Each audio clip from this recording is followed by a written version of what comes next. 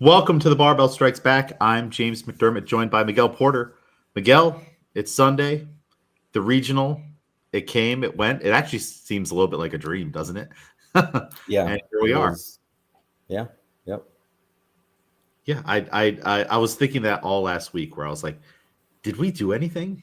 Like it just flew by. It's crazy the prep that leads up to something, and then all of a sudden it just comes. It's over before you know it, and then you're just back on to like, well, what do I do now? Like Right. it's weird.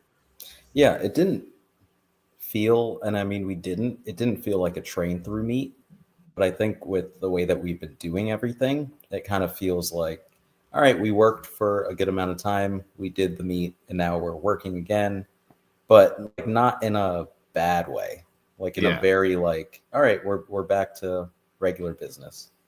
Yeah, and it's like that weird. The weird part about it is like, all right, we trained for something, and now we're back to work. But like, it's just that moment where you're like, oh wait, we're done, right? Mission accomplished. We did it all. We can go home now. And it's like, nope. It's right back to training. On to the next one. But there is like always a sliver where you're like, oh, okay, we're done. Nope, Yep.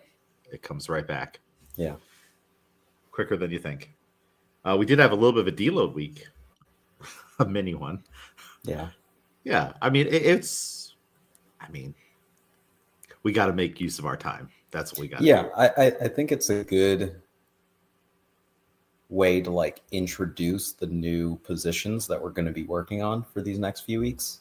Um, but yeah, I mean, deload in the sense of like mentally, maybe not everyone's fully ready to get fully back on track yet, but we got to do something. And I mean, everyone wanted to do something as well. I Yeah, think that's the thing too. Nobody really, it didn't really seem like anybody wanted time off, honestly. Like we took that Monday, most of us, but I think everyone was ready to get back at least something. yeah, and I think it's a whole week off would have probably been too much. Yeah. Like I was even like I'm like, should I have just like taken one of my vacation weeks now? Like, should I just have just like taken a week? And then I'm like, nah, but I'd like to save that for like maybe later, like when the Yeah. Yeah. the weather's nicer and stuff. And we did have it's even though the meet came and went so fast, we were still coming off a high of the meet. Yeah. And that's where it's like, okay, let's take one day because normally we have 2 days between big training, and day 4 doesn't really count too much or whatever you do over the weekend. But all right, let's take Monday off. And Tanzira and Jennifer still came in and did some stuff. So I sent them an assignment. And then we met on Wednesday and Friday, whole group back together. And we just maxed out the squats for singles because we hadn't done that formally. We did find some one reps way back Yeah. just cause after 5 rep maxes, but it kind of felt like that was like unfinished business. And I'm like, all right, it would be crazy not to ride the high of the meet and to cash out on those lifts because we just cashed out for most of everyone on the snatch and clean jerk at the meet. Yeah. PRs, a lot of PRs. So let's just do the singles. Singles are easier on the body than if we were going to do.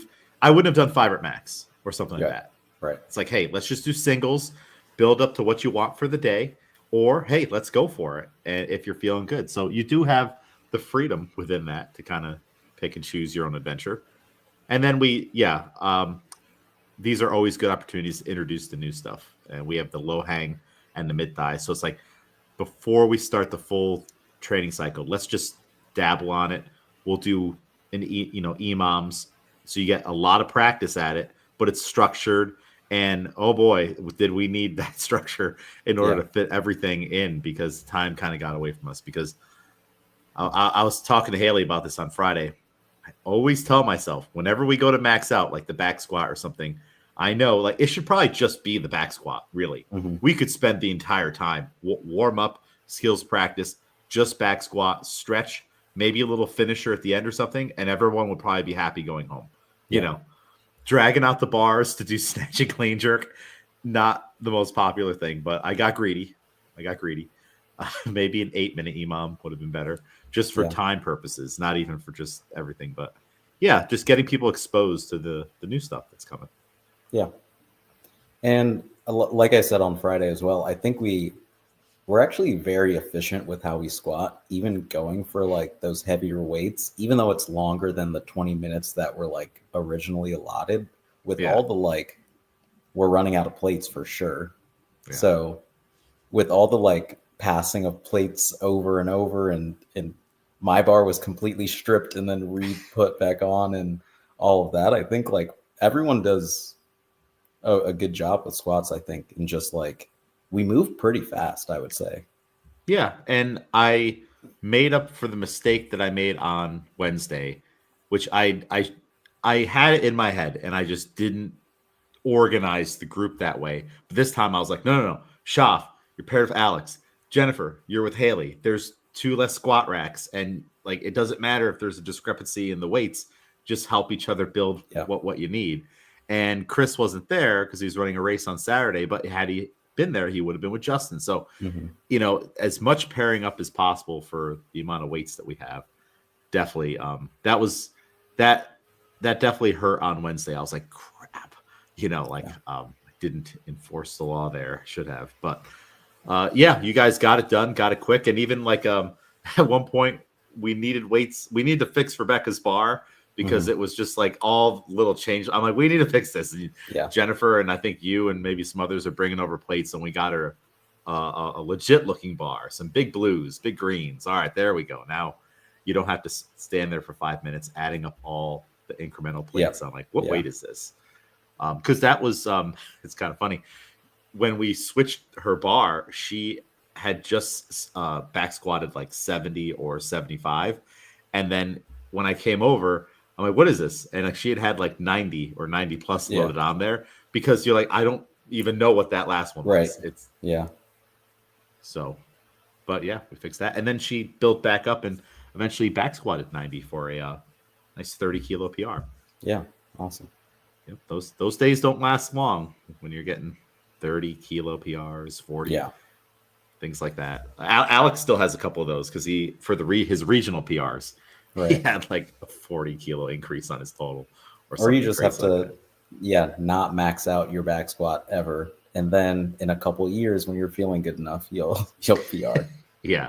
Which we had so many PRs. You PR'd, right? So you, for your front squat, our old 1 rep max was 138, correct? Yep. Or because it was a kilo heavier than your back squat. Yeah. So it was 138, and then you front squat 142 on Wednesday. Awesome. And there's room that like it moved very smoothly. And then for the back squat day, you did 140 first, right? Was it 140? 143. 143. All right, to make sure the back squat's in the lead. Yeah. Yep. And then you stripped your bar. I thought you were done. I don't know what happened here. I don't know. I was done. Okay. I was fully done. One, because of plates, and I was already happy with getting 143. So I wanted to like make sure everybody could get their bar loaded like in a good way. And then Haley squatted 140. So I then had to go up. Yes. Yep. Because she was going 145 after. So I had to make sure that I was good. Should have gone 144, but no, you back squatted 150, so 330 pounds, and your squats have been stuck for a while. You know, like we had a couple PRs, like some moments of PRs, and then it was always like 295 to 3-ish, 305, like somewhere in that range of just kind of being stuck. And but we're feeling good now. We're feeling healthy. Yeah, I think we definitely had the like plateau period of like it's just around this number. But then I think in the past probably 2 years, I don't think I've truly like gone for it. Like I don't think I've missed a back squat in a long time. I think I usually get up to about 300 and I go, okay, that's fine. And I think with like this deload week as well, having it kind of look like, okay, we're not competing in a very long time. My knees also feel fine right now. So none of those I don't think were max effort for me either. Like the front No. squat felt fine because I didn't want to either. Like as we were talking about doing 1 rep maxes, I was like, I don't want to put in that much effort. I don't know if I have it, but they were all very casual, I would say. Yeah. Even the jump from 143 to 150 was probably like 10 minutes that I hadn't squatted. Yeah. And Just came back yeah, and did it. it felt fine. What's funny So yeah. is you probably could front squat 150. So they're still hovering very close to one another. Yeah, but it honestly, I was mostly happy with just like feeling healthy when squatting. If anything, even if there have been days where I probably could have, it just never lined up with like, let's max out. Yeah. So I was very content with the numbers that I hit when I hit them. Like I was fine stopping at 143, if not for Haley, because I was just excited to feel what that felt like again, like a very casual, easy 1 rep max squat. Yeah. And now there's definitely room in the tank. Like if we did it again next week, I bet you could add at least another kilo, not that you would, but like there's definitely room to go up on both of those. I think the front squat's actually closer to 150 than 142. And the back squat, I don't know, that looked really great. You might be up there closer to 155, 160. Like the next time we do it, we're definitely going into way uncharted territory now. Yep. Are these weights that you're like, I don't know if I'll ever hit these, or okay, yeah, I'm just finally here? Because there have been like some times where almost like with the jerk, I'm like, this doesn't seem like it's ever going to be a connected piece, Right. and there's still times where it's not. The back squat and the front squats, they kind of been out there, I wouldn't say that squats are Miguel's favorites, if I had to guess. Mm-hmm. Is that true? Yeah, I mean, the front squat has always been easier for me. I think like technically it's a little bit easier.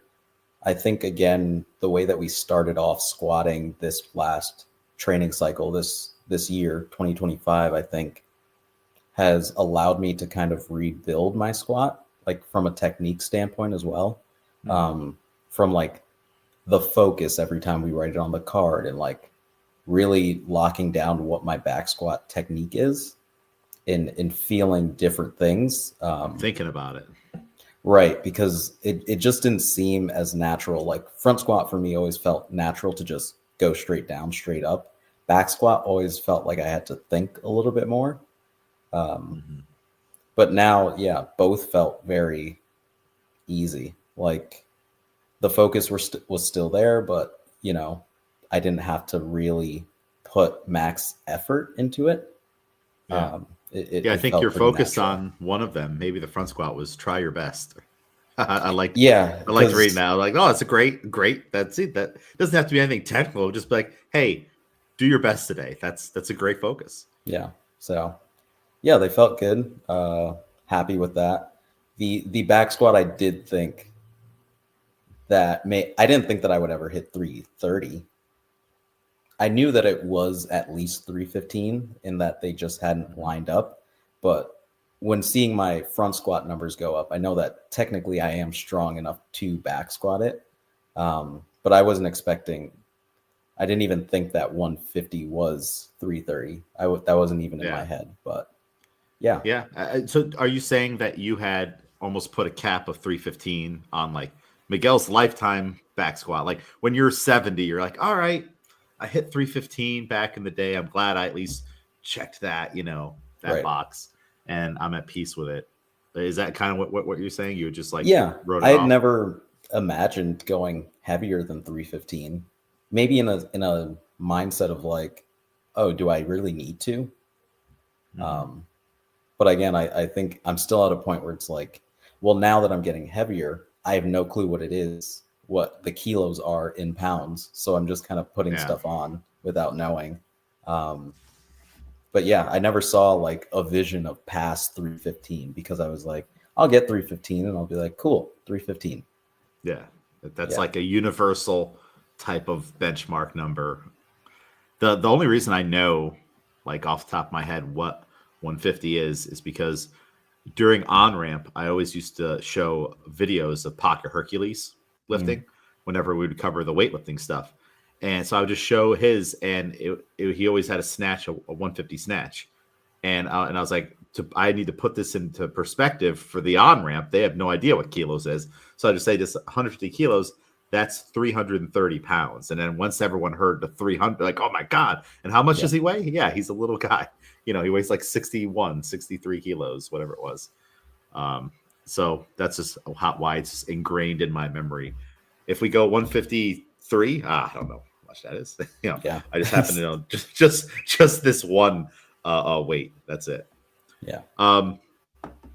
We had a lot of other big PRs go down. Chris won 37, 300 pound, 301 pound front squat. So that's awesome. Yeah. We had Alex front squatted 180 again. We went for 200, didn't get it. I think that 190 in the middle there is definitely doable. So we're still searching, but we know he can front squat over 400 pounds. So we definitely know that. And if I needed to, I would just use 200 as a training number. For his back squat, he did 210, which is less than I think his overall. He says that he's done 240 and 210. Speaking of kilos, let's see what that is. A calculator. Oh, that's 462 pounds. Okay. Maybe I'm misremembering what he said. What he's actually done. But he was going for 500. We wanted to do 225, 226, 227. One of those. I think he'll get that soon. I think after another training cycle of squats of what we just did, I would totally think that he's going to be there for sure. Yeah. Let's see. Shaf, no PRs, but he's back to back squatting 400 pounds. So, which 180. Did he not PR his front squat? Oh, no. We discovered that he thought that it was 162. It was actually 152. Okay. So he's like, he was telling me on Friday, he's like, thinking back on it, I don't know if that was 162. It was 152. So still a funny video. I still have that one. So yeah, no PRs for Shaf, but his squats kind of took a dip for a while. He had that hip thing going on, but now it kind of seems like he's back up to heavier weights and back to being able to back squat in the 170, 180. I've only ever seen Shaf back squat 180 one other time, I think, and that's when he did his 184. So that's pretty good and pretty telling if he's back up there. Yeah. And I think maybe sharing a bar and working with Alex, and Alex is like starting to pull away, it kind of makes you like, I got to get this 180, right? Yeah. I think it's good for Shaf to not be an island when it's like on squats. I think to play off of Alex will help, and having someone to chase there. So that's good. Jennifer, 210 on the back squat. Yeah. And this last training cycle, after Jennifer did a 5 rep max, maybe of like 103 or 105 or something, she went for 108, and that was a 1 rep max PR. And then now just got 110. So that's multiple back squat PRs and front squat PRs, because Jennifer also hit 100 on Wednesday within the training cycle. So that's great. See, everyone's making progress on stuff. We've had great needles moving on all those. And then Tanzira, we finally. All right, now I'm always just searching for an answer. I'm just like, tell me what it is, please. I want to know. It's not in Wodify. It's not on the board. All these things. So we finally have a definitive PR for Tanzira on the back squat, and it is 125 kilos. And she said that she had done 165 in pounds or something one other time before. So this not only is the most she's ever done, it's definitely the most she's done with the club. We can finally put this to rest. We know her PR. So I'm happy about that. Yeah, it was good having her behind me, because I wasn't because it's so annoying to hear, like, okay, nobody knows exactly what your number is, but every time we do it and we're like, yeah, that was great, you're like, I don't think that was a PR though. So she was like making jumps. Yeah, she was making jumps, and I was like, no, skip that. And then we're going, because I'm like, we need to hit it, and I know you can hit it. So just don't put yourself right around the number that we're not sure about. Let's clear it definitively. Yeah. And it would, every time the question would come up, like, oh, I thought it was 111. And then that's why I wrote 111 on the board. Yeah. No, it's 115 or 114. And then I'm like, well, when did that happen? And how it happened on a Saturday. And Shaf Miguel spotted me. And you guys Yeah. were like, I don't remember that. I'm and like, I'm not sure what number it is at all. Yeah. So yeah, I'm glad that happened. That's all set. And I think Tanzira has got more, you know. I think a 130 back squat is not too far in the future, if right now. And then Haley's back squat PR, 140. That officially gives her the record for the heaviest back squat for the women in club history. Before it was Ashanya, who had done 305 pounds for a double. And that is like 138, 139 or something. So 140 definitely seals the deal. Ashanya, I was looking through the old records. 125 was the 5 rep max. So we got to beef up those 5 rep max numbers because I can't remember what Haley got. I think we like broke it by a kilo and then maxed out singles last time we did it. That sounds about right. So yeah, big squat PRs going down, and we have more weights coming soon. So that will hopefully help the next time we go to max out. At least now we're going to be, while we're waiting for plates to come, we're going to be in a little bit of a down period of all the weights reset. They're lighter, things like that. And then a couple pairings here and there will help too. So yeah, I think that was a great way to kind of like officially end the cycle, you know? Yeah. And now we can move on. Now we got to start thinking about other meets. Well, when's the next meet you have on your horizon, are you thinking? There's a lot of them on the calendar. Yeah, I was thinking, I mean, it would be cool if we could just get everybody on the team who wants to do it to get into that 80K series. Because, I mean, that's a quick day for everyone. Just one women's session, one men's session on a Sunday, and it's not far. And I think with the busyness of summer, you know, that might work best for everyone. How many weeks out is that, I wonder? It's July, right? Yes. 27th? Is that? Yeah, end of the month. July. Okay. Oh, so that might actually be our full, like a full training cycle. Because we're starting on the 4th. So let's say if we went,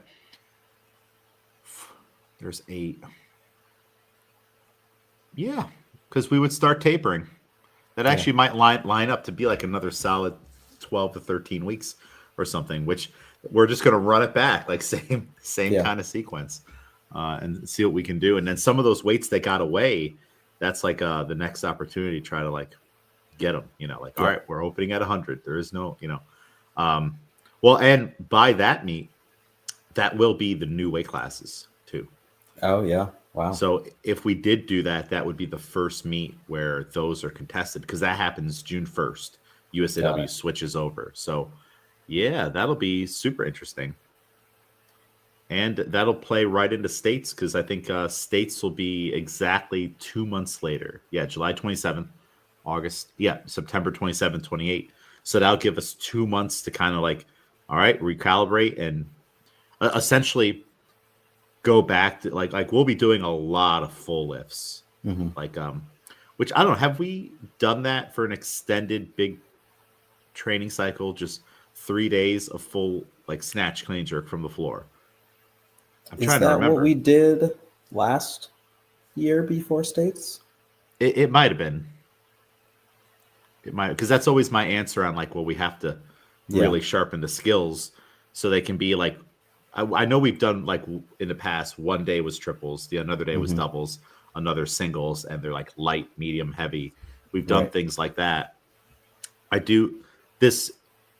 That's probably what's going to happen again, and it's kind of like we're working our way down to the floor on some days. You know, we had the first block of training, knees and hips and floor. Now we're going low hang, mid thigh, floor. So things are just going down until eventually right before states will fully specialize and just be 3 days off the floor, which that's the hardest of them all.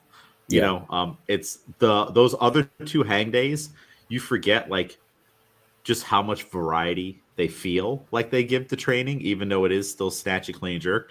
It's still like, okay, what do I need to do to make this low hang work? And it's a new challenge and all these things. But going multiple days from the floor, it's exhausting. And now the things that you were messing up on Monday just follow you to Wednesday. Yeah. And then they follow you to Friday. But that is exactly what we'll need to do. So, yeah. That's essentially our year. And we just won't stop squatting. We'll just keep squatting all the way through and just be crazy strong. Yeah, I don't know if we'd have the same success or the need to like, yeah, let's do overhead work and stuff. I just don't know. Yeah, I think, we always talk about like minimum effective dose. Like if it's working and nobody's annoyed with it yet, then we're in a perfect spot. That is the toughest thing about once we eventually do get to like just nonstop full lifts. It's like that's the one that like I feel like has the least endurance, even though like it is what we do. Yeah. Like I don't think we could go January just we just do full lifts all year long. Like I don't know. Some people do that, you know. I don't know. I feel like we'd be going crazy after a while. Yeah, for sure. We just, that variety helps. Plus, we have specific things we're trying to work on from those hang positions. So, yeah. There's also Frank's meet, the Central Regional. That might be a last opportunity for whatever anyone wants to do in the current weight classes. To do. So that's coming up too. That might be a good opportunity too for people who didn't get to do our regional. To like, okay, well, it's still pretty close to last training cycle. I still want to go and do one. That might work out. So I got to pick everyone's brain. I have the quarterly report cards ready. So when I talk to people about all that stuff, I can ask what meets they want to do. Yeah. It's funny. We've been talking a lot about like streaks and being consistent with things. And now Instagram is starting to feed me stories about it, which I don't like. I mean, somehow it knows, you know. Yeah. But I saw, and I didn't tell ChatGPT, so it's not that ChatGPT knows anything. Although it does know that I'm walking 7,000 steps a day. So all right, maybe the AI does know. But have you ever heard about this guy, Robert Kraft, who ran 8 miles every day for 50 years? No, the only Robert Kraft I know is the owner of the Patriots. Oh, that's right. Yeah. Okay. Yeah. Well, there's another Robert Kraft, and he started when he was 24 years old, and then just decided, you know, he has a route. It's the same route every single day, and he's missed weddings, funerals, parties. He said in the article, I can't go to a baseball game because I can't stay that long, you know, because they start in the evening. And he always does his run 4:30 or 5:30 in the evening. So it's very regimented. And now that he's 74, he's had to cut it down to 5 miles because, you know, his back's hurting and stuff. But he's still out there going like, boy, the dedicate, no missed days in 50 years. That's pretty darn incredible. I think most of us like, all right, think about how old you are, and like, all right, what the things that I can guarantee that I've done every single day. I breathe every single day, you know, I blink, things like that, but like nothing like so purposeful. Yeah. I don't know. This kind of seems a little too extreme, where it's taking over your life. You can't travel because you got to be there, you know. That's a little much. You don't really get to enjoy too much of your life because, like, no, I can't leave California or no Florida. I can't leave my town because I got to be here tomorrow to do my run. It's like you could run 8 miles in New York, but no, it's got to be this route. That's the thing too. This route.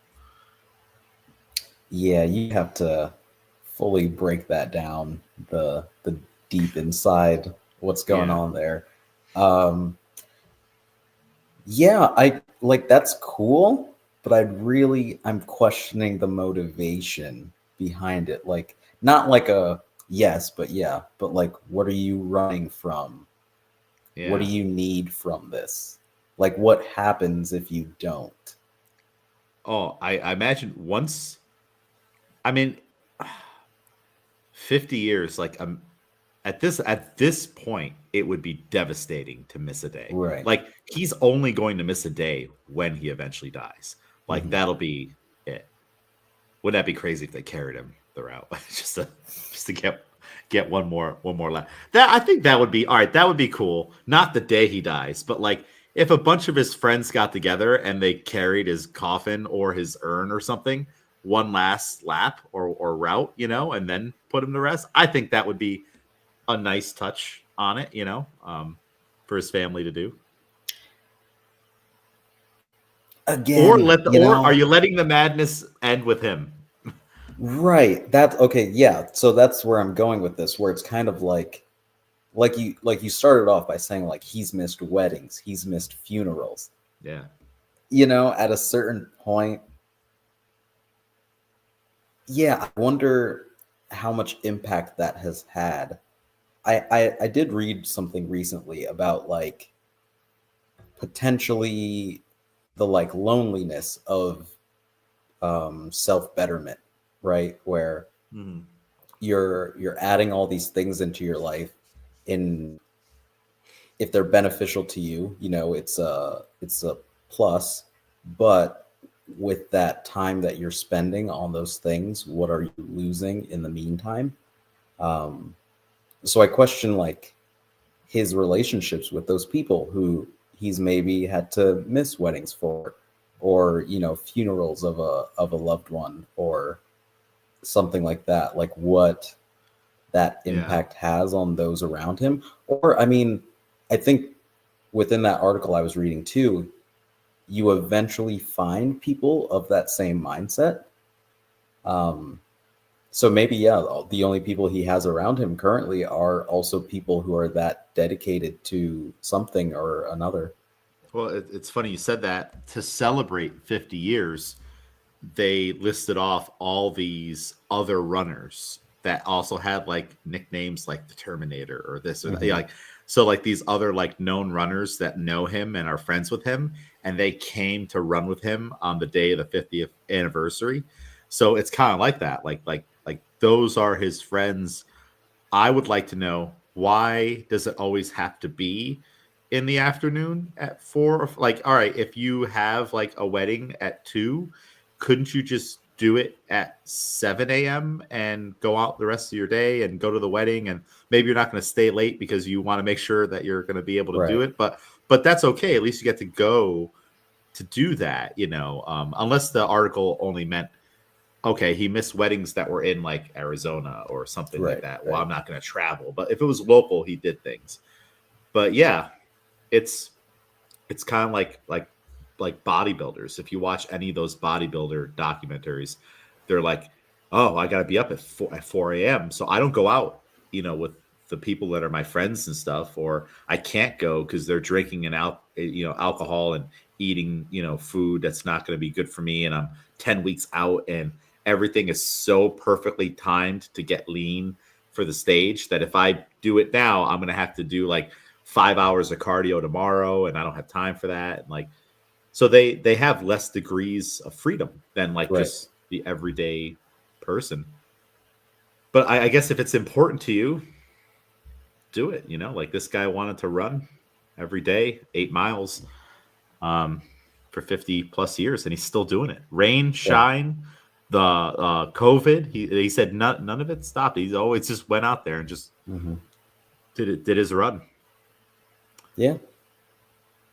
No, I mean, I think that's cool. I think that there's varying degrees, of course, um, with all the things that like we've added this new year. Like, I'd love to have something that you know was that consistent, that like 50 years. Yeah. Um, maybe not to that level of the I love a route. Like, I love when you already have a laid out route that you're like, I know this distance. But the having to do that same route every time is maybe where I'd kind of Yeah. miss it Yeah, there. I'm interested. I don't know. I'm sure he's done interviews that would answer some of these questions. I'm interested to know like why 8 miles. What like if he was just like, yeah, I went for a run of varying distances every day for 50 years. All right, cool. But it's very specific. And I guess he was a little upset that he had to bump it down in November of 2021 to 5 miles. But it's like, man, you're 70, like you're Mhm. 70, like one or two back then, and you're still running 8 miles every day. Just imagine no wonder he's got back pain, the wear Right. and tear going on. So yeah, I would like to know like all those whys. And then I wonder too, maybe like this is just speculation. Maybe like you get really addicted. Like this guy, he could have been like a huge alcoholic. He could have been addicted to drugs, but he felt that like runner's high, and he's like, "Oh, I need that tomorrow. Oh, and I need that tomorrow." And then I'm sure it didn't start off of like, "Well, I'm going to see if I can do this for decades." It could have just been like a month in, and he's just getting that fix every day. He's like, "Well, it's in my routine now. So it's easy now." And he just kept going. And then a year goes by. Oh, that was pretty cool. A year, because I'm wondering, like, what am I going to do after a year? This has Yep. got me thinking of the things I've been doing, the steps every day and the core 365. And I don't know, thinking about it now, if I am successful in bringing it to December 31st, well, that would be really weird to purposefully not do it on January 1st when I have the full capability to do my walking and just go down on the floor and do a very, very short ab work. Like, why wouldn't I do it? So like, I was Right. just, I see how he could have gotten roped into this, you know, but do I see myself doing it for 50 years? I don't think so. Power Monkey might not even be around in 50 years, Yeah. you know? But then at the same time, the longer it goes on, the more you have to fight to keep it going until it's like not in your power to let it go. Like let's say I'm 3.5 years in and I'm crossing the street and I get hit by a car and I wake up 2 weeks later. Oh, I guess the streak's over. There's nothing I could have done Right. about that. Yeah, that's my only. I think that's a big thing for me as well. Where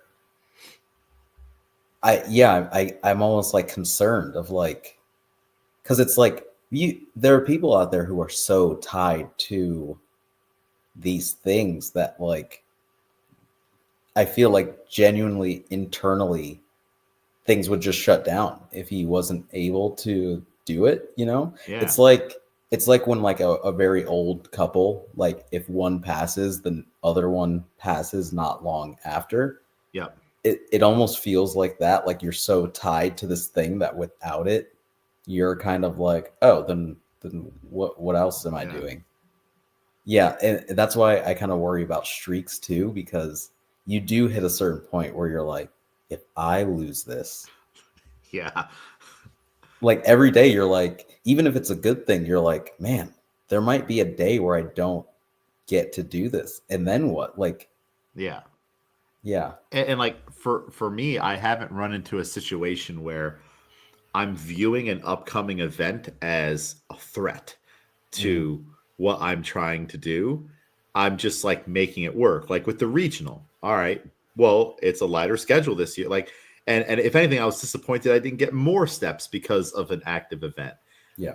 But like I have plans to make sure that I make it work. Like at states, okay, before I do anything, we get up if I went to sleep. All right, just go down, do my hollow, whatever, take a shower, and now go down there because I know I won't be back up here for the rest of the day. So it's like ensuring that it gets done. Um, reading the Bible. That's another one. It's like, all right, let me just open the app and just Yep. read just at least one verse. Like that's like my lowest limit is one verse. I don't have anything on like I have to read a chapter. Some of those chapters are long and I'm a Yeah. slow reader, especially because I'm doing the King James too. So it's like Hmm. all old English right now. So it makes it even harder to like read fast. But I do know when the app had like a snafu and it bumped me back down to zero and I was like in striking distance to 1,000 days, I almost lost my mind. You Right. know, like, like enough that like I emailed the people at that who do the app. I'm like, something happened and you need to fix it right now Mhm. because I didn't get to see 4 digits, a 1 0. Because at a certain point, you just look at the number and you're like, oh, we're almost there. How cool is this? Yeah. Oh, it's gonna say 1,000. And then literally right at the end of it, it almost didn't happen. And I was like, I don't know if I'll ever read again. Like, like it's Yeah, I would say, yeah, I'm in a similar situation, I guess. Like I've been doing Duolingo for a long time, and I'm like, I think I'm close to 1,200.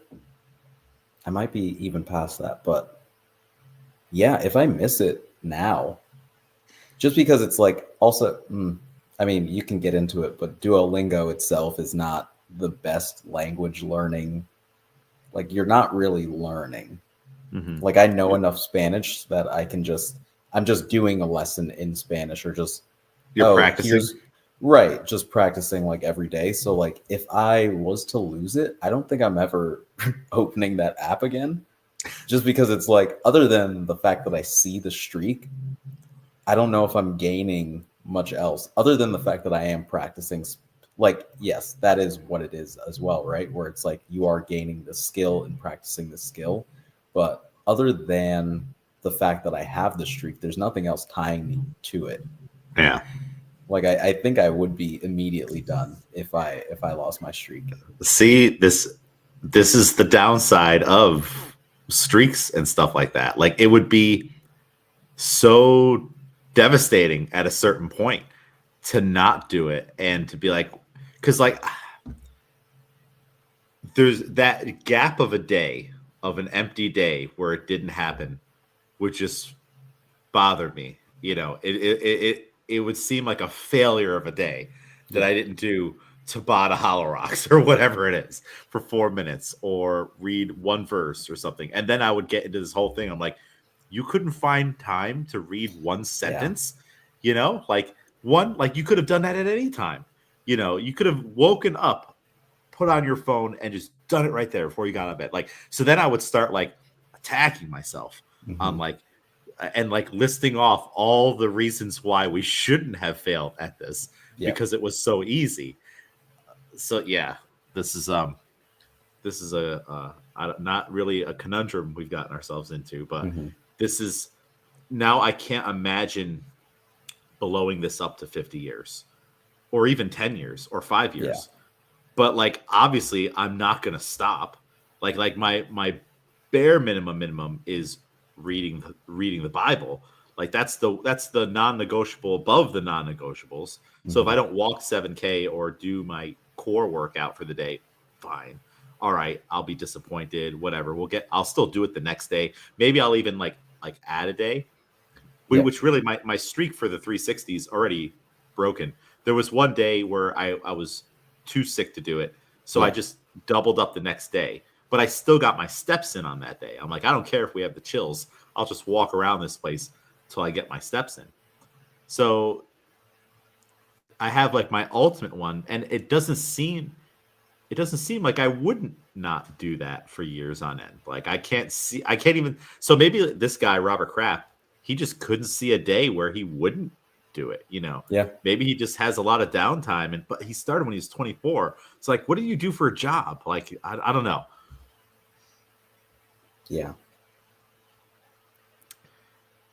Consistency helps though. Yeah. Yeah. I'm sure he's a great runner. When I looked at the photos, he doesn't look 74, and he looks like he's in incredible shape. You know, Mm-hmm. and it's funny how those little things that you're doing all the time, repeatedly, and building up a base of consistency, how good they do get you. You know, that dude doesn't look like he's 74. He's not. He's obviously not going to stop until he dies or some catastrophic thing happens. I'm interested to see what this does, like how old he end up being, you know, and doing this. He could be in his 90s doing one down to 1 mile a day, and he's still out there doing it, you Yeah. know, just walking it. Um, it is inspirational to see, and it's funny when I saw that article. There are a lot of people on running streaks like this, 12 years, Yeah. 30 years. All like there's a lot of them. So it's not like he's not an isolated guy. He kind of looks like Forrest Gump from the movie when he runs. Mm. I kind of wonder, was that inspired by this dude or another guy like him, that they're like, yeah, they just run every day and they've been doing it for 30 years. And he's like, I'm just Yeah. going to run. I'm pretty sure the Forrest Gump thing is based off a guy who did exactly or What he did in the something movie. like that. Like I'm pretty sure, yeah, the Forrest Gump thing is based off of someone. I don't know. I don't think it's like 100% the same. Yeah. But I'm pretty sure it is based off of someone doing something pretty much like that, just continuing to run for a Yeah. very long time. Yeah. So if you missed a day on Duolingo, like we're talking, you're at 1,200. So you're several years into this already. Yeah. That's like 2 to 3 years, right? Or maybe 4 years. Um, do you just pick a different app? Are you done with that one? You go. I think that's exactly what it would be. I think I would now move on to the things that are probably more effective. Yeah. Because even, I think also because it's an app, it's not like a thing that I'm doing. The app has changed a lot. I do feel like it was a little bit more instructional based off of like how I started. And then there's like, I'm doing the free version. There's always like a max version and, you know, all these other tools that probably are more like instruction based, but I've always done just whatever they give me at base level. So Yeah. across 3 or 4 years, it's like, yeah, it has changed. I do think I would want to continue like kind of practicing because it is the first thing that I do when I wake up. Like I usually don't even leave bed before it gets done because it takes me about 3 minutes. So I think I would just probably move on to a different app or, you know, find something else. Yeah.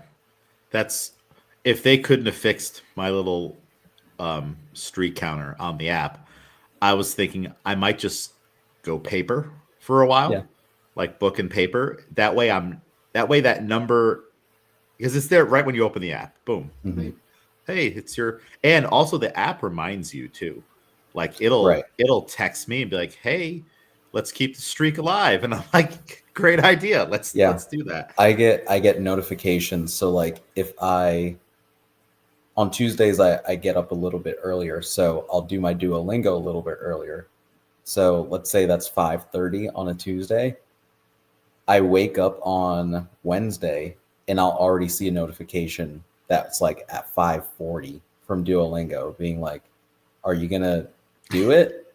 Yeah. Because the day before I did it a little bit earlier. So it's like it'll give you those push notifications, plus it'll like send you emails too. Oh, wow. Like, don't forget. No, Yeah. that's good. I love the way that they always phrase it in like a way of like keep the streak going, but spend time with God's word. Like they word it in a way of like don't try to guilt me. I'm coming. Yeah. Like Yeah. type of thing. But yeah, that was my game plan. I'm like, all right, switch to paper.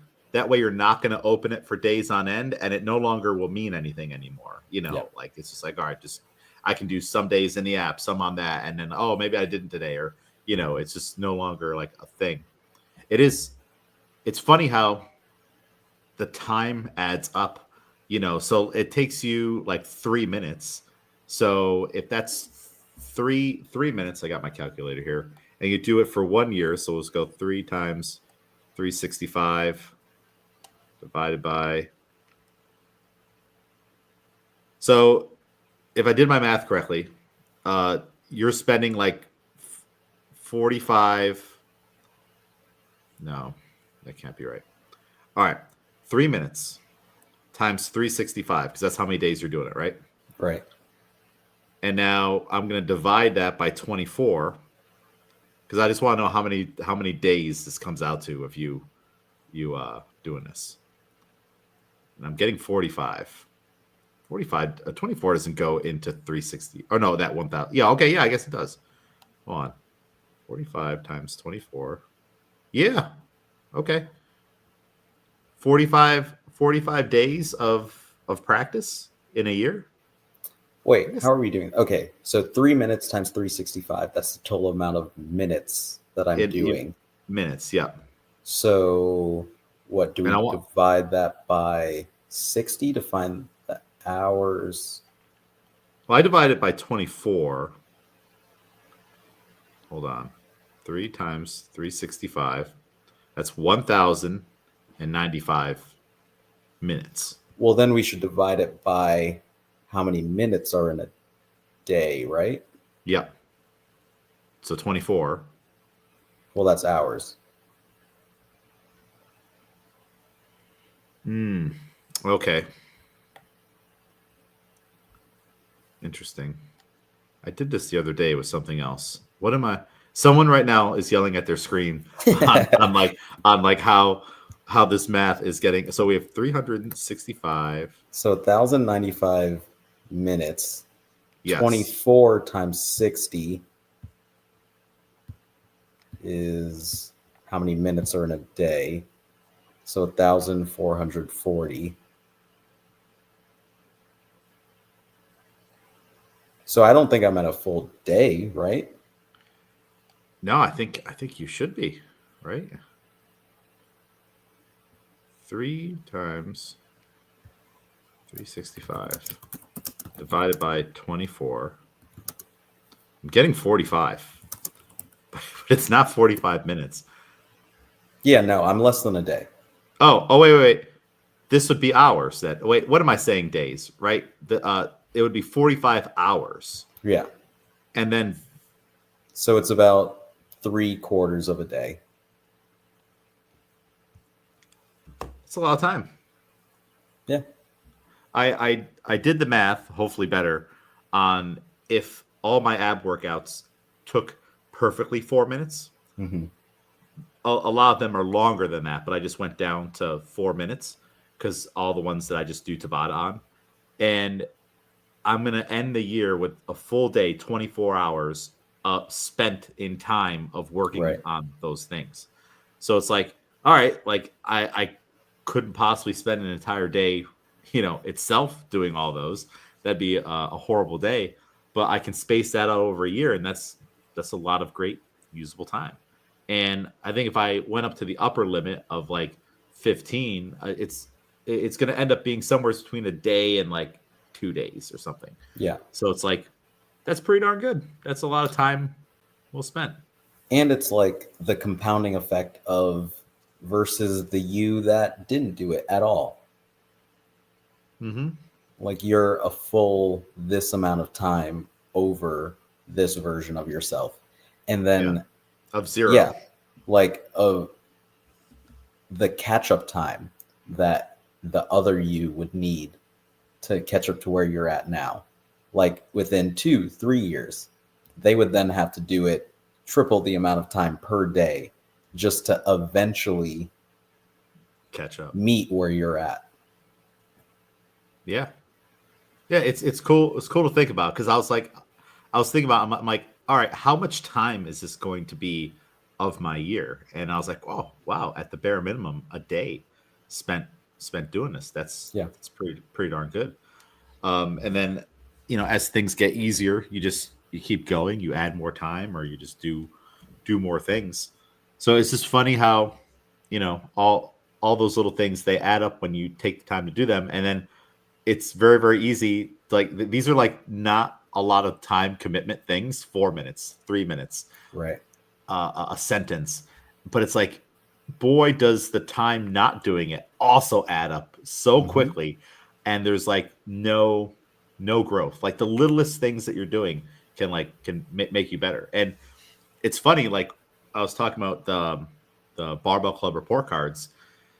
Looking at it, like some people have holes attendance wise versus other people who don't have those holes. And if you look at like, all right, everybody did make progress, but the people who made the most progress were in class more often. Yeah. And I mean, of course that makes sense, but I think sometimes you need to see it on paper. So that's why going to go over this to everybody, but hey, you should come on Fridays. You know, you, Yeah, yeah, that you, is true. and now it's like, I can show you, I can be like, look, there's 6 Fridays that you didn't come out of 13 weeks. Mhm. That's just about half of the Fridays, and that's the only day we're doing the full lifts. And also, you missed some Wednesdays and Mondays here, like, so it's like that all adds up too. That's all time not with the barbell in your hands. And not to like make it versus within the team, but yeah, if we're looking at it that way, like we go, okay, this is how many days ahead of you. If we want to put it literal by literal time, it's 2 hours per session, like that this person's ahead of you because they're here every time. All the days that you missed and they were here, let's say that's 18 hours worth of barbell work that they've done that you don't have. Yeah. And yeah, that's enough to make me go. Like a lot of days I'm like, I joke about it a lot, but I'm like, I can't let you guys get better while I'm not getting better. That's insane. Like, yeah, if everyone's going to be getting better, I will also be getting better. Doesn't it feel weird on a day where maybe you can't come for one reason or another, or like you're sick and you're sitting at home and it's a Monday, Wednesday, or Friday at like 6:00, and everyone else is there and the plates are moving and stuff like that and things are getting done? Like, does it feel weird? Yeah. I think the last few times that I've missed was like moving. So it wasn't fully like I was just sitting around. But yeah, it's like you come back the next day and then something's like referenced and you're like, what is everybody talking about? And you're like, oh yeah, you guys had a full like day together that I wasn't there for. It's like missing a day of school. Like missing one day of school. Yeah. Somebody got in a fight. There was a food fight. The cops came, all these crazy things. And you're like, I missed all of it. It's always the day that you don't go in. That's when stuff goes. And maybe just because like on a universal scale, you were the balance, you were the anchor point. Then you're not there, and then chaos ensues because this person had to talk to this person now, and then all kinds of stuff happen. So yeah, it's I think it's good that we have this little through line in our barbell club, and it keeps people coming. But like some people are very, very, like Jennifer almost never misses a day. Right. Like never. Like unless there's like a really important test or families in town or leaving the country, Yeah. And even so, like, yeah, a lot of us are now like, okay, we're traveling. I'm going to hit something while I'm away. Because, yes, it's the same idea of like, this is how I usually fill this day. And when I'm not there, everybody else is still doing stuff. So I feel like I should still be doing stuff. Yep. And it's like, and when Jennifer went to England, wasn't there for the first week of the training cycle, but got in most of those days. I think only missed one day plus a day 4. Day 4 doesn't really count. Day 4 is just kind of there. But so yeah, and all those days that had makeups, people typically didn't send me what their ratings were. So if you did a makeup day, I just awarded 3s, just a nice flat 3 across. So I figured, okay, that's middle of the road enough. The very fact that you came in on a Saturday, that's a pretty good. That's worth a 3, to get it done. And then for the meet, everyone that did the meet, I gave 5s across the board. So if you did the meet for that day, you got 5s. If you didn't do the meet, I tweaked it so it didn't count against you. Right.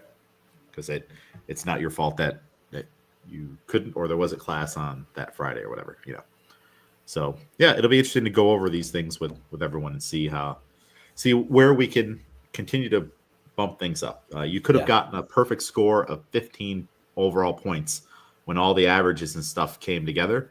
No one got that. All the high scores were in the 10s.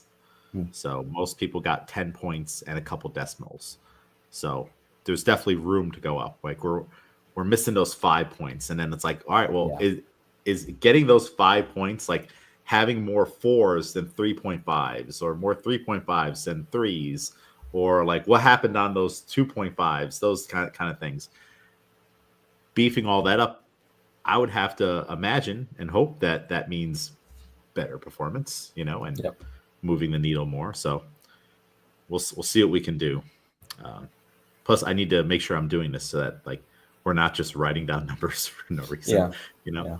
like it kind of, we didn't really do it in the fall. We were just keeping the practice going because it's the off season. Like I don't think we need to have that. I think that's just more for yourself. I'm like, all right, why am I writing 2 every single time during the off season? Am I letting it go too much? You know? Yeah. So we'll see. Other thing I had on my list here, you had a big class last Sunday, right after the regional. So, and I mean, it's along the same vein of what we've been talking about. I gave you the option of, hey, if you don't want to coach that day, we just cancel it. It was already in the newsletter. In previous years, we canceled Sunday, just a day of rest for the gym, kind of a thing. But you're still trying to get your reps in for coaching, and you only have one opportunity every week to really do that.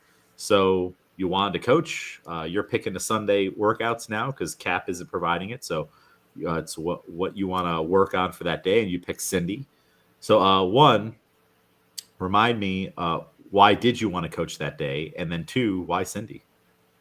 Yeah, I would say twofold. One is like my wish to make sure that I'm getting in the coaching every week, because it is only that one day. Like, even I think when I went to Rhode Island and I had Schaff cover, I'm not sure if anyone was at that class, but then the next week I kind of felt like not off, but it was like, oh yeah, it's been 2 weeks now since I've coached.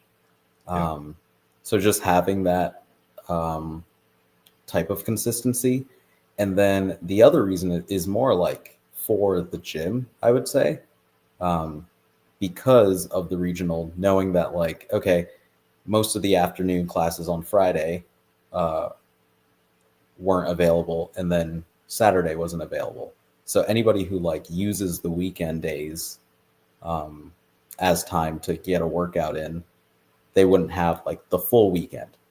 And I just wanted to give everyone like an opportunity to come in and do a class as a part of the weekend, and then bringing it back to myself again, figuring that because of those other classes not being available, that there would be a good amount of people there, and give me another opportunity to have a bigger class, which can happen organically, sometimes just randomly. But I figured that this was like a good, like manufactured, a good amount of people will be here because of the other days. And you're right. I think, was it 10? Yeah. 11? 10 people. And we didn't have the rings up. And you had made a comment on like, all right, that's going to force you to scale people differently. Did that end up happening or did you end up putting rings up?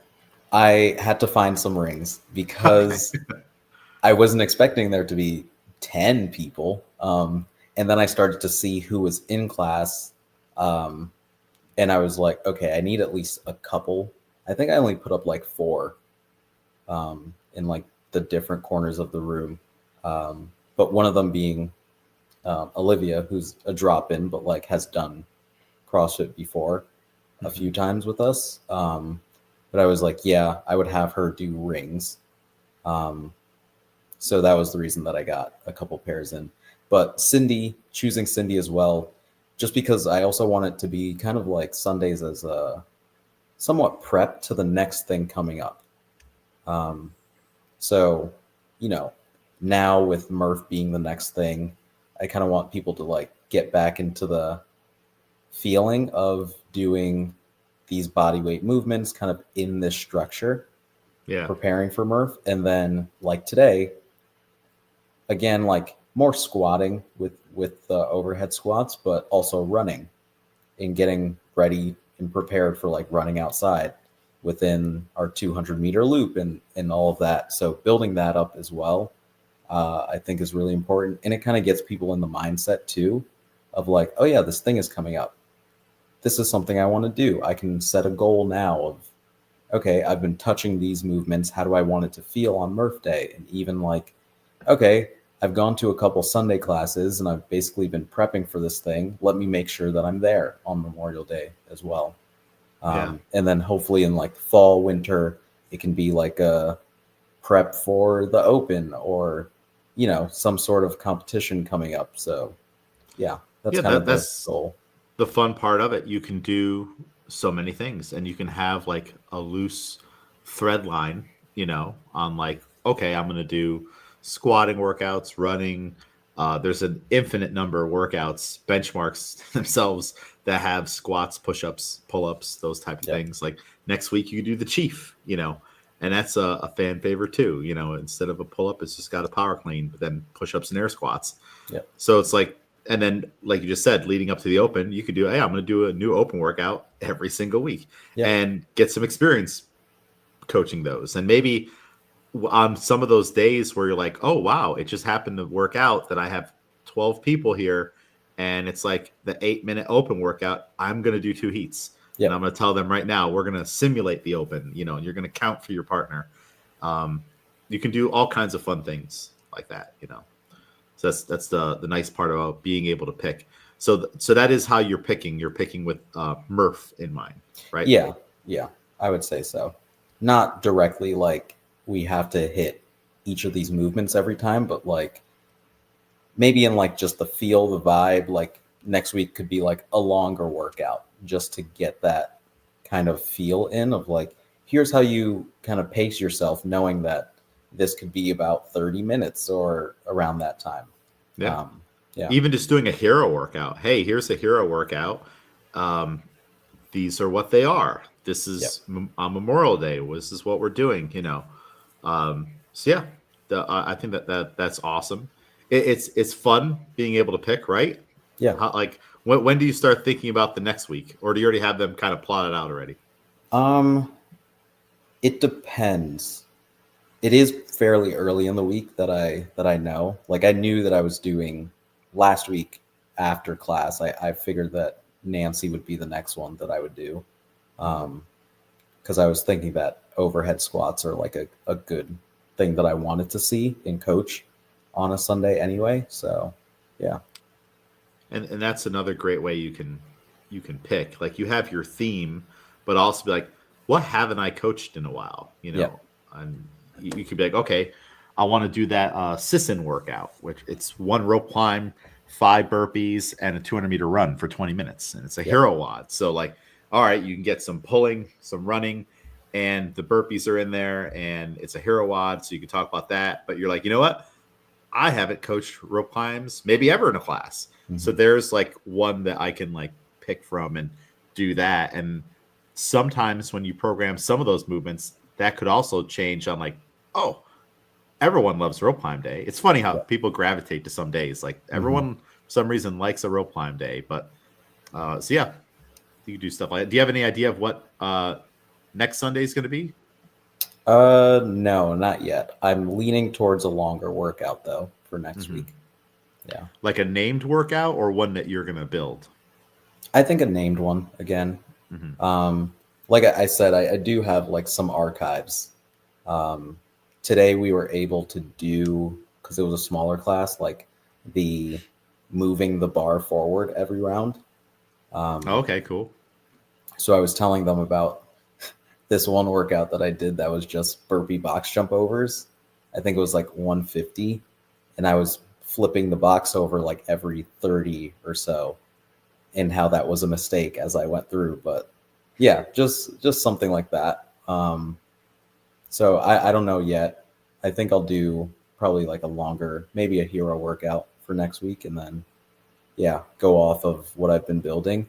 It's been nice too to kind of fully have a blank slate, because even with CAP, we kind of graduated to the point of like not having to use what they gave us, but you do still see it and you do go, oh, maybe I'll add that in, or like take this, whatever. Or you notice something that maybe you didn't consider. You're like, oh, wait, I should do that. In this going like, okay, here are the movements. Here's what I want to do. Here's how I want to even coach like the warm up. Here's how I want to do a general warm up, and what are the things that I can say to kind of get my point across by the time we get to the workout. That's been good to like build from the ground up. Yeah. And it makes you a better coach being able to do that. it's great that we have tools like CAP and other programming things, but years ago we didn't. So you just had to do the work. And I kind of think that while it's a great benefit for a lot of people, it saves people a lot of time. If you don't have that experience, I think it kind of holds you back a little bit on not being like, wait a minute, it's a completely empty day. What am I going to put there? Yeah. I could put anything there. Let me look a day or two before, after, which you could do that. You also don't have to do that. It's constantly varied. Like burpees 2 days in a row is not a bad thing. People will complain, but like, hey, it's still constantly varied. Yeah. To have things repeat sometimes like that. So it's good to be able to get that going and then start to build your warm-ups and be like, all right, that didn't work. Like back when we didn't have CAP and stuff, I would have to just build all my classes 5 days a week from scratch. And then you're like, crap, that warm-up did not work, or that killed my time. And then since I'm coaching back-to-back classes, I now have the luxury of adjusting it and changing it. And now it works. Then the next time do the same thing. You've only got one class a week. So it's good that this opportunity kind of came about with the Sunday classes. I'm like, all right, well, Miguel may not be able to get the hours in person, but now he can kind of have just this one day where it's completely him and put in the work in a different way. Essentially the old school way. And Schaff had a unique experience recently where when Murph was away, having his baby, then Schaff coached multiple days in a row, and never done that before. And you kind of get in a rhythm of that. Oh, okay, I'm back in coaching, and the clock, and I'm not reminding myself of little things like what number is it again? Like it just gets ingrained, So yeah, I think this is a great thing. I don't know how other people feel about it, but we're putting a positive spin on this change for CAP, and I think it'll only just make you a better coach in the long run. Yeah, on having to lesson plan from top to bottom, and you're, I read them like we can fill in more, like we can always fill in more, but it's good to have your rough outline. And I'm sure the day before, the morning of, whatever you're thinking about, okay, what on this progression, what am I going to say here? What's my one thing, So this is exciting. It'll be fun to see where it takes us. Maybe if it's not popping up in the programming, because they'll tell us too. I don't think that CAP would program like a half Murph, right, without announcing it, being like in like the little blurb, be like, hey, this month you're going to see Fran, Nancy, blah blah. I think that they would do that. So maybe eventually you decide, like at the beginning of May, hey, I'm going to put in a half Murph. And then we could put it out there. Hey, we're programming a half Murph. It's May 4th, which I think is a Sunday. Come to Miguel's class and test some things out. I'm not saying you have to do that, but I'm saying you could do that now. I'm wondering, they should do a half Murph at some point. I know we're going to get to the point eventually where I'll just start doing rounds of Cindy in warm-ups too. I like to do that during Murph prep time. Let's say if we're doing deadlifts and whatever, or just heavy deadlifts. All right, hey everybody, before we warm up deadlifts, the warm up today is we're going to do 3 rounds of Cindy, 5, 10, 15, or we're going to do a 6-minute AMRAP of 3, 6, 9 or whatever, and then maybe add in a run after each one too.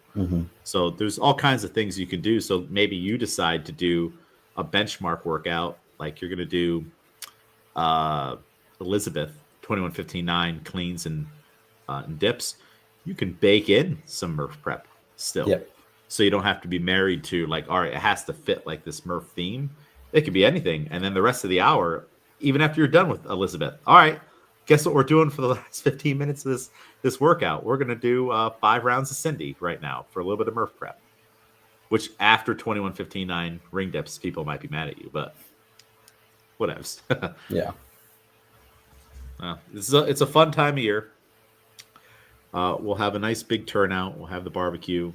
We got a cool shirt on the docket, and we'll see if we get any special guests on Memorial Day coming up too. So, speaking of Murph, I think did anyone Did anyone lead anything last year? I don't think so. Right? I think I had No. we had demos, right? Yeah. I'll have to put that out to the coaching group if anyone's like, I want to do the whiteboard brief, or I want to run the warm up and things like that, or something. Just put it out there because there's only one opportunity a year. I'll still be coaching the class, but if someone wants to do something, that's completely okay. Yeah. That's not the day where we're doing a pull up progression or something. That's the day where we warm up and we get set up. And I called or texted everybody that I know is coming on Sunday. Like, what are you doing for your scaling? I need to know now. That's what that's what do you know? That's what I normally do. Do I normally text you before Murph? I can't remember. Obviously, last year was different. Yeah. And I might already know that you're going RX. So more than likely, if I'm messaging you anything, it's like, are you doing a vest or something? But a lot of people, if I know that they're coming, I'll message them, hey, what is your plan for tomorrow? And they might be like, oh, I don't have a plan. And then I'll like, oh, this is your first time doing it? Do this. You're going to run 800 meters. You're going to do 10 rounds. You're going to eat the barbecue. We're going to have a great time. Yep. And then if they're like, oh, can I do a little more? Yeah, all right, yeah, let's tweak it from there. But if a lot of people don't know, I'll just help them figure it out on Sunday or in the weeks leading up. Like, let's say if I see Nyla on that Friday, hey, what are you doing for Murph? Okay, good. And then I'll confirm on Sunday.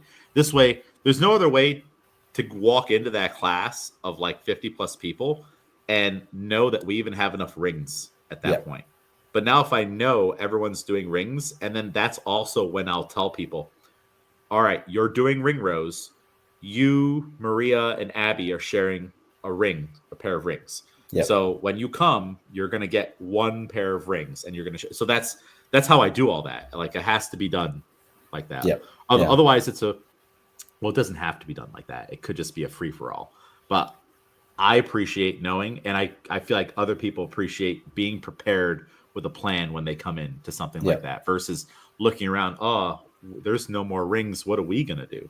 There's not. I need to make sure there's none of that. Yeah. Plus, we also need to finish hopefully within 90 minutes, and everything else gets blown up without the prep. So that is the plan again.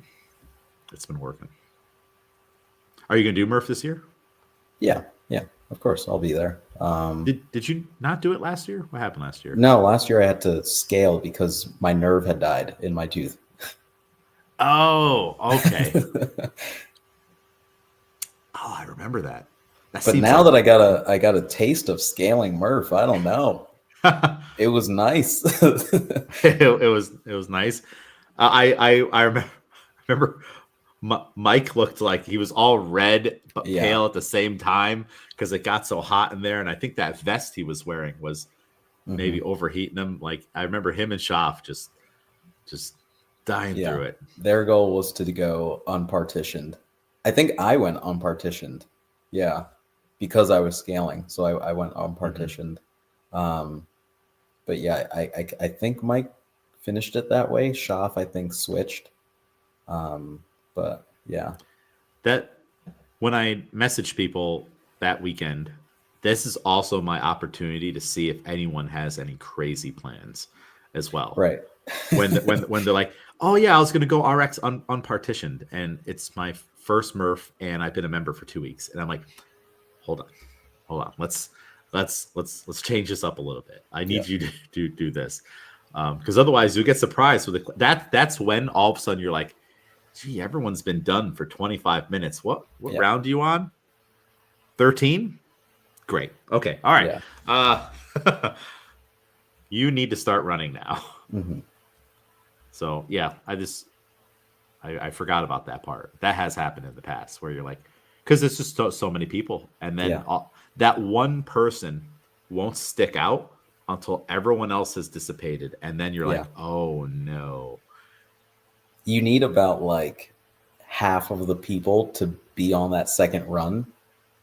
And then you can just kind of tell by the way people are moving for their movements inside that you're like, I know you're not that far in. And it's already looking very grim right now. Yep. and trying to persuade people to do the scaling options that make the most sense in terms of the reps, not just into like reducing them, but like which partition are you planning to do? And Yeah. for a lot of people, the push-up saver helps them go way faster. Yep. But then a lot of people are enamored, myself in the past included, with the 369 33 rounds option. Mm-hmm. But that was one of my slowest Murphs ever because of all the transition times. It just took forever. So I don't even think I put that as an option last year. That's like a if you know, you know kind of thing. I think I simplified it to just the leg saver and the push-up saver and then the rounds of Cindy. So it's an easy workout where you're like, all right, we have too many options. Everyone might be picking one option just because the reps are lower, and that seems easier. But those are also the people that are going to go slow. So this isn't going to work out for them. You just made them slower by picking that option. Yep. Yeah.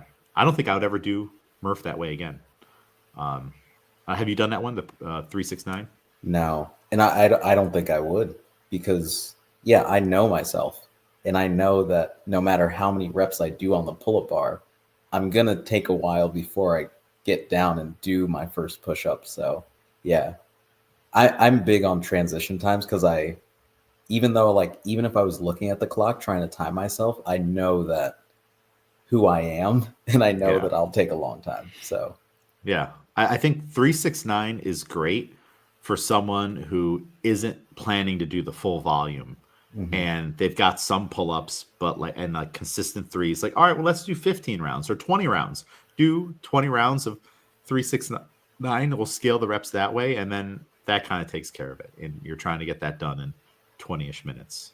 But the 33 rounds, like, there was no way to like speed it up. It was just like you do this, you go down, and like I feel like I'm just getting up and down more than I am doing other things. That's just the nature of it. Well, cool. We will see how things continue to progress. We've got week 1 of the new training cycle for the Barbell Club next week. We're definitely into Murph prep now. I did hear people say about Saturday's workout, well, we just did Cindy on Sunday. I'm like, yeah. What do you want? Like, this isn't Cindy. I did have pause when I looked through because I was like, oh, but then they'll do. But I was like, that's a completely different workout. It is. Yeah, it is. I wanted to do that workout, and I woke up on Saturday morning, and I'm like, Josh is going to be so pissed. Yeah, because I saw you're canceled, and I was like, because I like that workout. I'm like, oh, I want to do this workout. And my stomach was a little upset. And I think like the week finally hit me. Like I was trying to keep my head above water and just be super active during the week after the regional. Yeah. And then like I slept in a little bit longer than normal and went to bed like later. And then I woke up and I'm like, I'm not going in there. But I did want to do that workout. Well, now we're even because we've been having a battle of Nyla changing classes when Josh is coming, or Josh not taking class and Nyla's there, and then we're both looking at him in the double, talking a lot of shit. And now I'm involved now because I signed up for Josh's class and I canceled. So there's a war of classes happening right now. So this at least adds to the drama. Yeah, I did want to do it though. I should just do it today. Just do it today and then relog myself back into Josh's class and then record my score. Oh, that'd be great. Maybe I'll do that. So that's it. Miguel, any other thoughts on anything that we've talked about so far? No.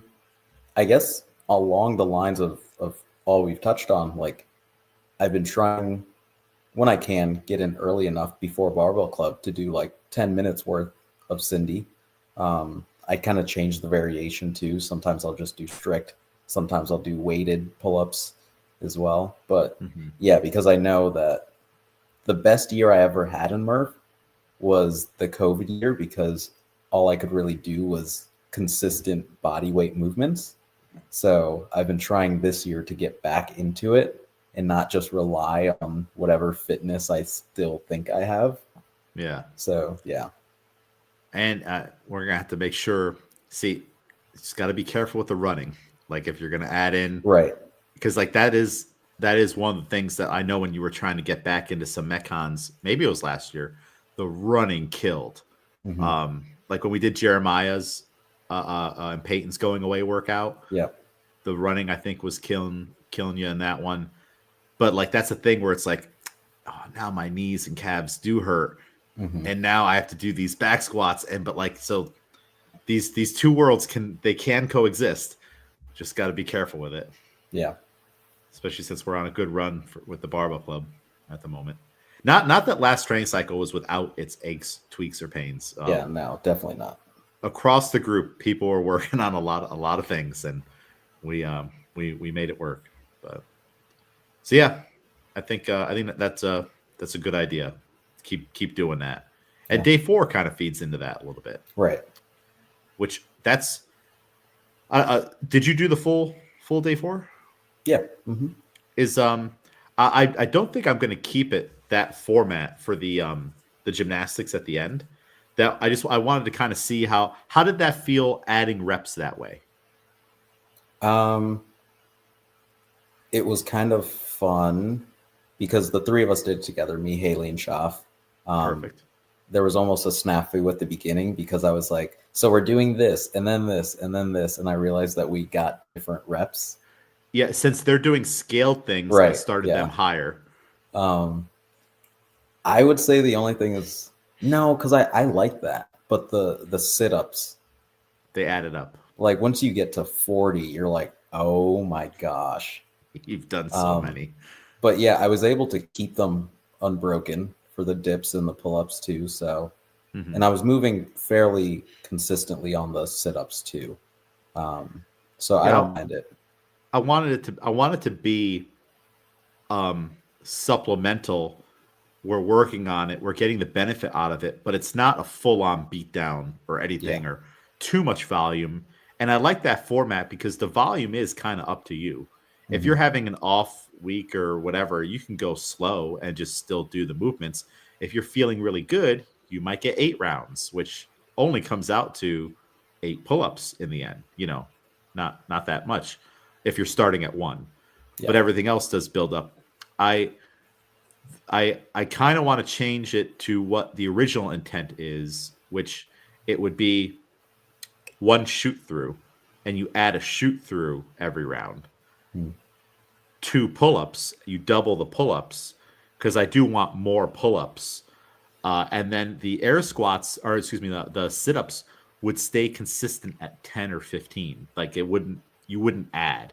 You would. Right. So if you did do 8 rounds, now you're doing 80 sit-ups.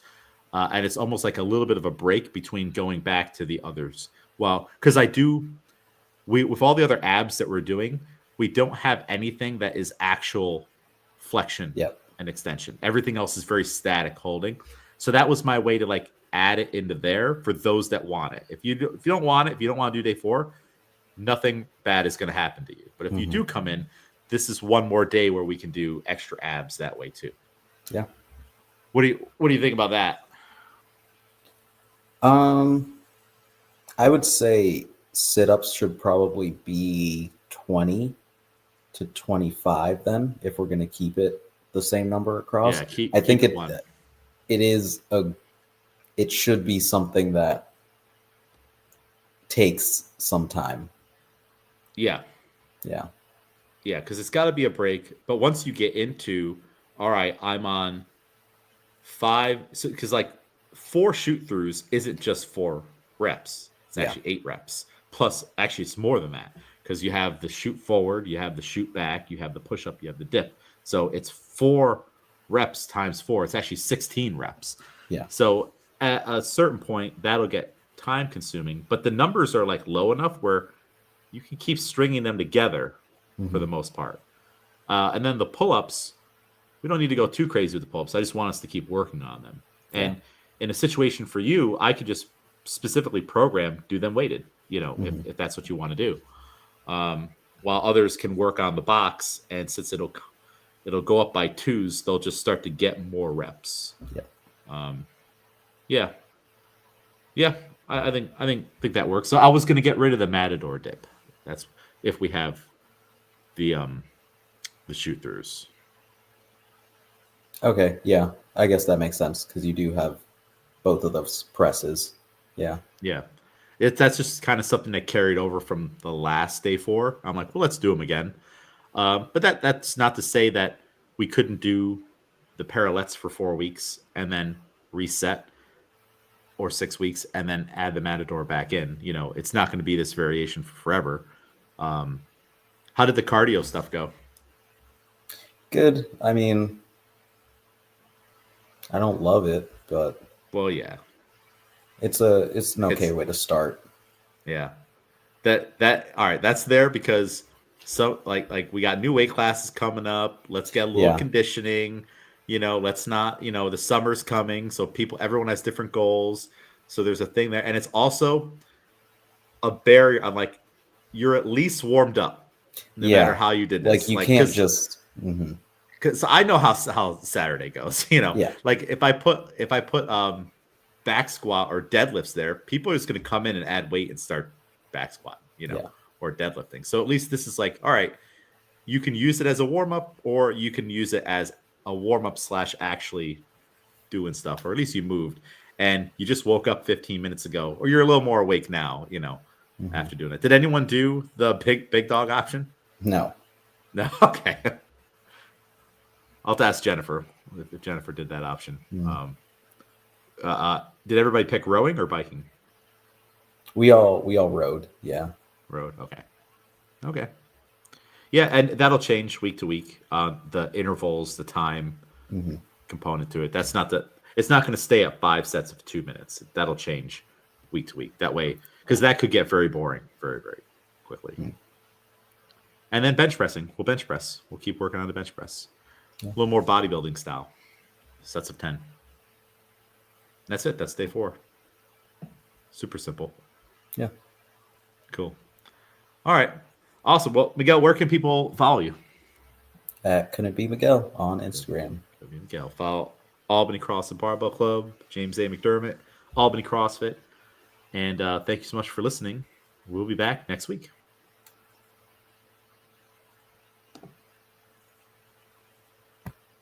Nope, I didn't hit the button. All right, now I hit it.